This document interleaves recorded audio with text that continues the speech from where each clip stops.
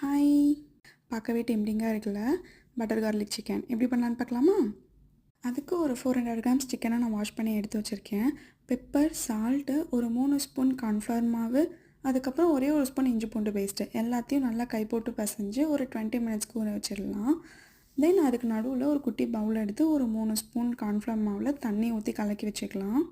தென் ஒரு பேனில் கொஞ்சமாக ஆயில் விட்டு சிக்கன் எல்லாத்தையும் இந்த மாதிரி ரோஸ்ட் பண்ணி எடுத்துக்கலாம். அதுக்கு ஃபர்ஸ்ட் நம்ம தனித்தனியாக எடுத்து வச்சுக்கலாம். அப்போ தான் சீக்கிரமாக சிக்கன் குக் ஆகும்.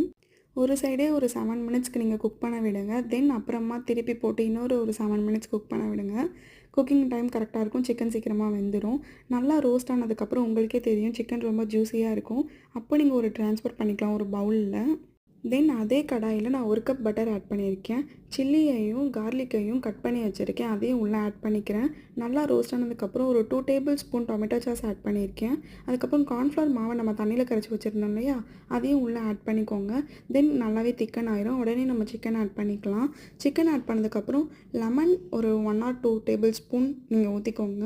உங்களுக்கு வேணும்னா ரொம்பவே டேஸ்டியாக இருக்கும். கண்டிப்பாக ட்ரை பண்ணி பார்த்துட்டு கமெண்ட்ஸில் ஷேர் பண்ணுங்கள். தேங்க்ஸ் ஃபார் வாட்சிங். Follow for more. பை.